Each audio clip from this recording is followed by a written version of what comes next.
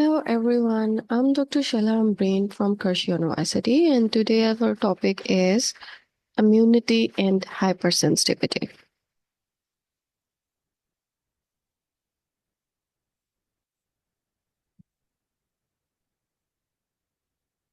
अस्सलाम वालेकुम। आज हम स्टार्ट करेंगे डिसऑर्डर्स ऑफ इम्यूनिटी, लेकिन उसको पढ़ने से पहले हमें ये पता होना चाहिए कि व्हाट इज़ इम्यूनिटी बेसिकली। तो इम्यूनिटी को अगर हम डिफाइन करें, the ability to resist all kinds of organisms and toxins. That means कि अगर हमारी बॉडी में रेजिस्टिंग एबिलिटी है तो इसका मतलब है कि हमारी इम्यूनिटी अच्छी है, और अगर रेजिस्टिंग इम्यूनिटी नहीं है और हम हर तरह के इन्फेक्शन को, हर तरह की बीमारी को वेलकम कर रहे हैं, देन मीन्स कि हमारी इम्यूनिटी जो है वो नहीं है। ठीक है, तो रेजिस्टिंग जो एबिलिटी है हमारी बॉडी की, उसको हम कहेंगे कि दैट इज़ इम्यूनिटी। सो इस लिहाज से हम डिफाइन करें, ability to resist all kinds of organisms and toxins that damage the tissues in human body, तो उसको हम कहेंगे कि that is immunity।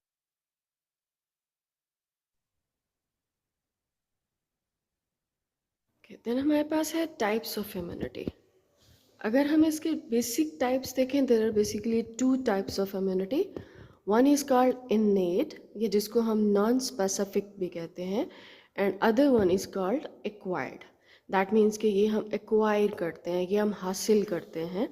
तो innate which is present by birth, और नॉन स्पेसिफिक है। नॉन स्पेसिफिक इसलिए कि कोई भी माइक्रोब आए, कोई भी टॉक्सिन आए, एंड द वर्ड मैंने यहाँ पे माइक्रोब यूज़ किया है, दैट मीन्स के बैक्टीरिया, वायरस, फंगस, पैरासाइट कुछ भी आएगा तो ये इन्नेट इम्यूनिटी जो है वो सबसे पहले उसको टैकल करने की कोशिश करेगी। तो मतलब ये कि ये स्पेसिफाइड नहीं करेगी कि अच्छा बैक्टीरिया आएगा तो मैं एक्टिव हो जाऊंगी, पैरासाइट आएगा तो मैं एक्टिव हो जाऊंगी, ऐसा नहीं है। तो इन्नेट नॉन स्पेसिफिक है, natural resistance of body without any specific immune response और एनी स्पेसिफिक थिंग। तो कोई भी आएगा तो सबसे पहले ये टैकल करने की कोशिश करेगी। इसके टैकल करने के हमारे पास चार तरीके होते हैं। फॉर एग्जाम्पल, अगर कोई चीज़ माइक्रोब या टॉक्सिन जो है enters into the human body, that is phagocytosed by या तो WBCs, या फिर अल्लाह ताला ने हर टिश्यू के अंदर एक मैक्रोफेज सिस्टम रखा हुआ है। दैट मीन्स कि सर्कुलेशन के अंदर तो आपके पास है ही है, लेकिन हर टिश्यू के अंदर भी गार्ड्स का एक कॉर्नर है, मैक्रोफेज सिस्टम है। तो कोई भी चीज़ अगर वहाँ तक पहुँचेगी तो मैक्रोफेज और WBCs उसको फेगोसाइटोस कर लेंगे, उसको खा के ख़त्म कर देंगे। ठीक है, अगर कोई चीज़ हमारे GIT के थ्रू जाने की कोशिश करेगी तो हमारे एसिड सिक्रीशंस ऑफ स्टमक और डाइजेस्टिव एंजाइम्स उसको डिस्ट्रक्ट कर देंगे। अगर कोई स्किन के through,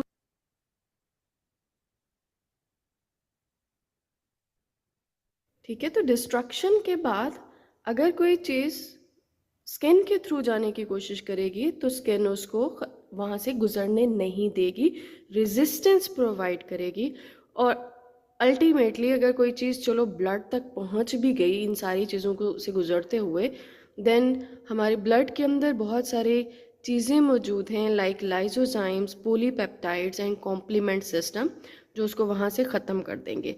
so these are the process of innate immunity, कि इन्नेट इम्यूनिटी कैसी काम करती है और उसके कौन कौन से मैकेनिज्म्स होते हैं। दिस वन है हमारे पास acquired immunity. Next, acquired that means कि ये थोड़ा सा स्पेसिफिक होगी, specific against the invading agents. और ये फर्दर हम इसको डिवाइड करते हैं into two types, humoral and cell mediated immunity. तो फर्स्ट वन अगर हम देखें ह्यूमरल, या जिसको हम एंटीबॉडी मीडिएटेड भी कहते हैं, in this type of immunity body develops the circulating antibodies. और ये एंटीबॉडीज़ किस चीज़ की बनी हुई होती हैं? बेसिकली ग्लोबुलिन प्रोटीन्स की बनी हुई होती हैं, which are alpha, beta, gamma. लेकिन जो एंटीबॉडीज़ होंगी वो गामा ग्लोबुलिन्स की बनी हुई होती हैं। and these are capable of attacking and the invading agents. that means कि उसको अटैक करेंगे और उसको ख़त्म कर देंगे थ्रू एंटीबॉडी. इसके जो वेरी नेक्स्ट टाइप है that is cell mediated immunity. Cell mediated immunity, इसके अंदर body develops large number of lymphocytes which are specifically activated against the foreign agent, against the foreign particle, against the antigen, and they have the ability to attack and destroy the foreign particles. ठीक है, तो इसमें अगर हम देखें कि humoral immunity and cell mediated immunity में, humoral में एंटीबॉडीज़ हैं, सेल मेडिएटेड में सेल्स हैं, और बेसिकली कौन से सेल्स हैं, we are talking about lymphocytes. Lymphocytes which are produce from the lymphoid tissue, जो कि हमारे पास दो तरह का होता है, सेंट्रल एंड पेरिफेरल. सेंट्रल कौन सा, जहाँ पे सेल डेवलप्स होते हैं एंड मैचुरेशन होती है. मैचुरेशन मीन्स उनको समझाया जाता है, बना के समझाया जाता है कि भाई ये सारी बॉडी का टूर कर लो, ये वाले सेल्स तुम्हारे अपने हैं.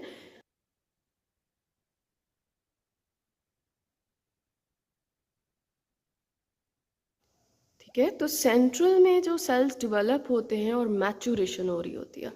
बेसिकली मैचुरेशन क्या है कि सेल्स को बनाने के बाद, लिम्फोसाइट्स को बनाने के बाद उनको पूरी बॉडी का टूर करवाया जाता है कि भाई देख लो ये आपके अपने हैं, ये आपके पराए हैं. जो अपने सेल्स हैं उनके खिलाफ उनको पहचान लो, और इनके खिलाफ कभी तुमने एंटीबॉडीज़ नहीं बनानी, तुमने एंटीबॉडीज़ सिर्फ फॉरेन एजेंट के खिलाफ बनानी है. दैट इज़ कॉल्ड मैचुरेशन, और इसको हम थाइमस एजुकेशन भी कहते हैं. दैट मीन कि स्कूलिंग, उसको उनको भी स्कूल भेजा जाता है, उनको समझाया जाता है. तो सेंट्रल में हमारे पास दो ऑर्गन्स, दो टिश्यूज़ आ जाते हैं basically, thymus and the bone marrow that produce T lymphocytes and the B lymphocytes. अगर हम पेरिफेरल में देखें तो सेंट्रल में बढ़ने के बाद पेरिफेरल में they only reside and respond to the stimuli, कि जब स्टिमुलाई आएगा तभी वो एक्टिव होंगे. और इसकी एग्जांपल्स में हमारे पास आता है lymph nodes, spleen, tonsils, gut associated lymphoid tissue and the peripheral blood. These contains all types of lymphocytes. तो ये हमारे पास आ जाएगा एक्वायर्ड में, acquired humoral and cell mediated, और उसमें ये चीज़ें सारी आती हैं. अब इनके बाद यहाँ पे मैंने एक क्वेश्चन भी ड्रॉप किया है सो दैट आप लोग मुझे बताएं कि cells of the immune system के मेंबर्स कौन कौन से हैं, इम्यून सिस्टम के सेल्स कौन कौन से हैं. यहाँ पे मैं थोड़ा सा हिंट दे देती हूँ आपको. इसमें टी लिम्फोसाइट्स, बी लिम्फोसाइट्स आएंगे, मैक्रोफेजेस आएंगे, नेचुरल किलर सेल्स आएंगे. मतलब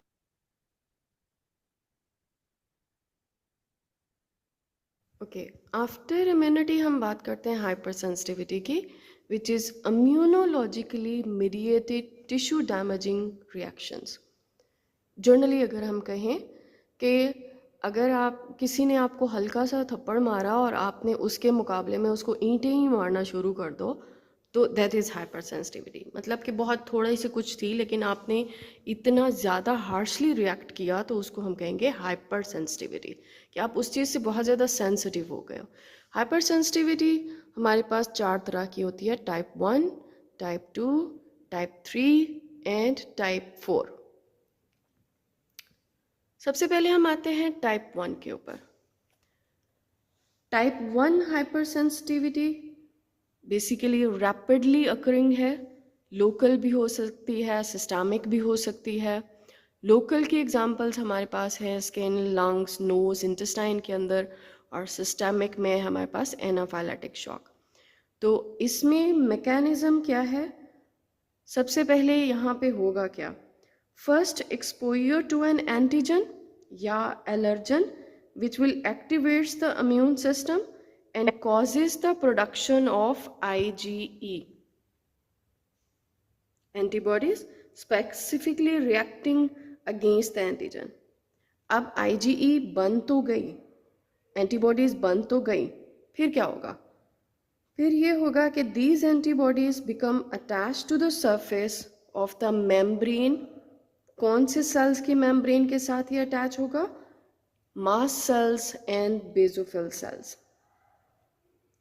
और जैसे ही दोबारा से वो एंटीजन आएगा, जैसे ही वो मास्ट सेल्स बेसोफिल्स के साथ टच होगा, जैसे ये इसके साथ आईजी एंटीबॉडी अटैच है, तो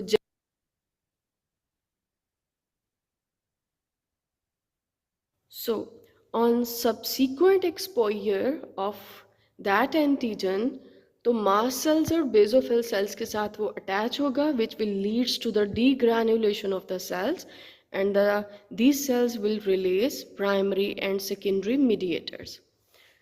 और इन्हीं मीडिएटर्स की वजह से हमें वो रिस्पॉन्स आ रहा होता है। कौन सा? फॉर एग्जांपल प्राइमरी में है कि हिस्टामिन सबसे डोमिनेंट, और इसके अंदर क्या होगा, हिस्टामिन करता क्या है, histamine will increase the vascular permeability, vasodilation, bronchospasm, and increase the mucus secretions. While the chemotactic factors, they will attract the neutrophils and eosinophils, जो कि आगे phagocytosis जो हैं वो करवाएंगे. In secondary case, there are lipid mediators and the cytokines.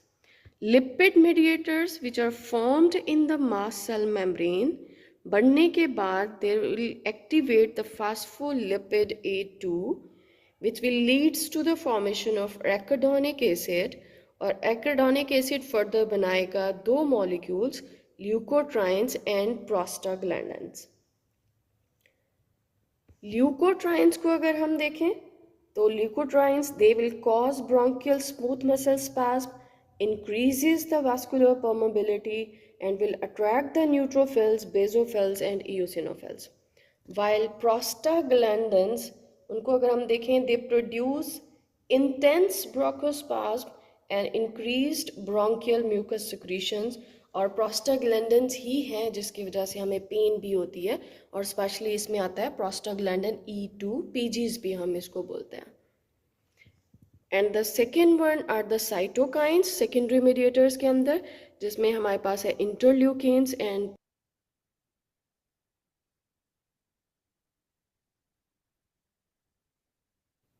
Secondary mediators में ही हमारे पास cytokines आते हैं, which includes interleukins and tissue necrosis factor.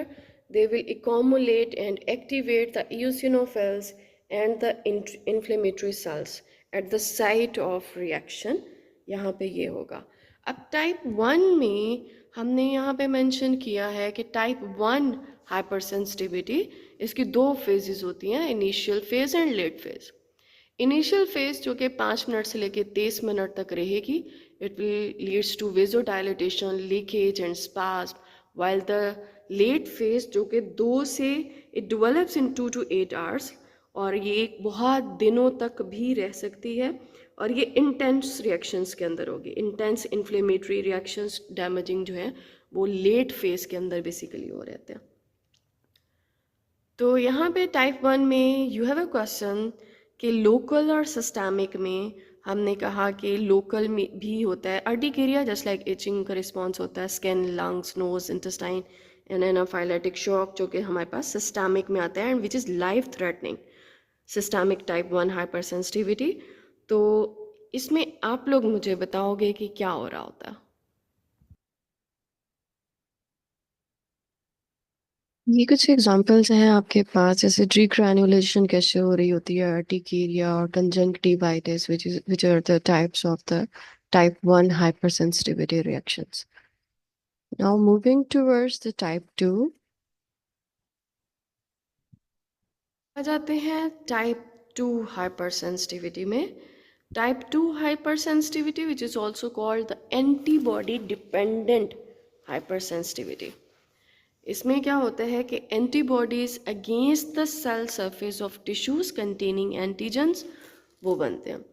यहाँ पे एक पॉइंट होना ये चाहिए कि हमारे जो इम्यून सेल्स हैं, जो एंटीबॉडी मीडिएटिंग सेल्स हैं, उनको एंटीबॉडीज़ बनाने चाहिए एंटीजन के ख़िलाफ़, ना कि उस टिश्यू के ख़िलाफ़ जिसमें वो रह रहा है. ठीक है. फॉर एग्ज़ाम्पल अगर हम यहाँ पे एग्जाम्पल बात करें कि हेपेटाइटिस सी वायरस जो है वो हेपेटोसाइट्स के अंदर ग्रो कर रहा है, या कोई बैक्टीरिया है जो सेल्स के अंदर ग्रो कर रहा है, तो होना ये चाहिए कि एंटीबॉडीज़ बने उस एजेंट के अगेंस्ट, सो दैट उसको ख़त्म कर दें. लेकिन टाइप 2 हाइपर सेंसिटिविटी में क्या होगा, एंटीबॉडीज उस सेल उस टिश्यू के अगेंस्ट बनेंगी जिसमें एंटीजन ग्रो कर रहा होता है। और इसके एग्जांपल है हमारे पास immunoglobulin G and immunoglobulin M which are produced against the antigen. In case of type 2 hypersensitivity mechanism, three different antibody dependent mechanisms are involved in this type of hypersensitivity. First one is the complement mediated cytotoxicity. Next one is antibody dependent cell mediated cytotoxicity, and antibody mediates cellular dysfunction.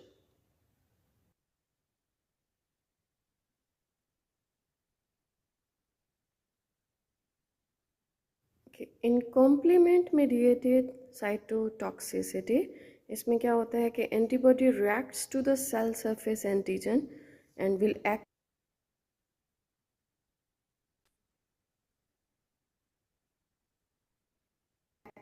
the complement system, जो कि antigen antibody complex को ख़त्म कर देगा, lysis कर देगा, break down करवा देगा, या फिर ये फेगोसाइटोसिस भी करवा सकता है by opsonization.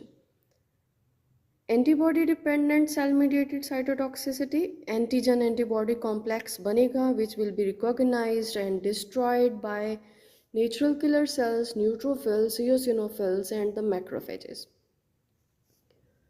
While which is the third one, antibody cellular dysfunction, इसमें antibodies against the cell surface receptors, they will impair or dysregulates the cell function without causing injury.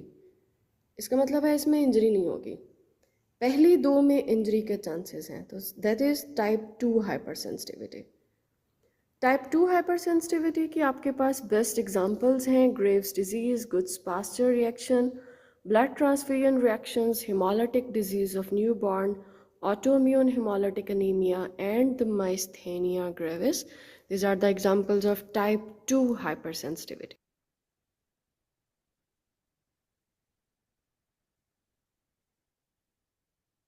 जैसे कि आप पिक्चर्स के अंदर देख सकते हैं, इमेजेस माइस्थेनिया ग्रेविस के अंदर क्या होता है कि ये न्यूरॉन्स के खिलाफ ऑटो एंटीबॉडीज बन जाती हैं, और इसी तरह गुड्स पास्चर सिंड्रोम जिसमें antibodies against the glomerular basement membrane और लंग्स के अंदर जो है उसके अगेंस्ट बनती हैं। दैट मीन्स कि हर वो छोटी नैरो पॉइंट्स जो हैं वहां पे जाके एंटीबॉडीज जो है डिस्ट्रक्शन जो है बेसिकली स्टार्ट होती है।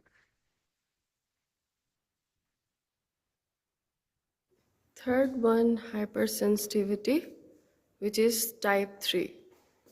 Immune complex mediated, और इस hypersensitivity में क्या होगा, antigen antibody complex is formed, और इस कॉम्प्लेक्स की वजह से इन्फ्लेमेटरी रिएक्शंस जो हैं वो स्टार्ट हो जाएंगे, जिसके बाद जो है वो कॉम्प्लीमेंट सिस्टम आ जाएगा, पोलीमॉर्फ सेल्स आना शुरू हो जाएंगे, और सारे मिल के वहाँ पे टिश्यू डैमेजिंग भी और एंटीजन को भी ख़त्म करने की कोशिश करेंगे।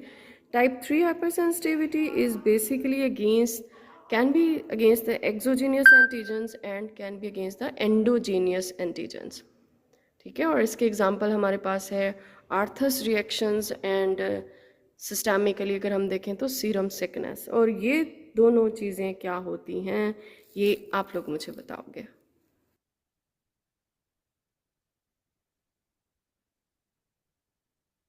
इमेजेस में भी आप देख सकते हैं आर्थस रिएक्शंस और सीरम सिकनेस।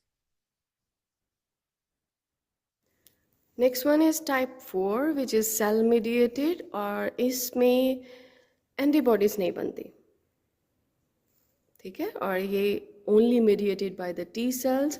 और basically the sensitised individuals when exposed to antigen, तो 24 टू 72 आवर्स के अंदर ये टाइप 4 जो हाइपर सेंसिटिविटी वो एक्टिव हो जाती है। इसके एग्जांपल्स हैं हमारे पास दो, delayed type and the T cell mediated. In delayed type sensitize T cells antigens जो हैं वो हेल्प कराएंगे कि मैक्रोफेजेस को बुलाएंगे कि प्लीज़ हेल्प करो हमारी यहाँ पे, जिसमें मैक्रोफेज उनको रिकॉग्नाइज एंड फेगोसाइटोस करने में हेल्प करेंगे। देन वो मेमोरी टी सेल्स बनाएंगे, और नेक्स्ट टाइम जब भी ये एंटीजन दोबारा से आएगा तो मेमोरी टी सेल्स ही उसको ख़त्म करने की कोशिश करेंगे। While in the T cell mediated, Sensitized T cells are killed by the antigen bearing target cells, और यहाँ पे cytotoxic T lymphocytes is an example जो कि इसके अंदर मेजरली एक्टिव होते हैं. तो दैट इज टाइप 4.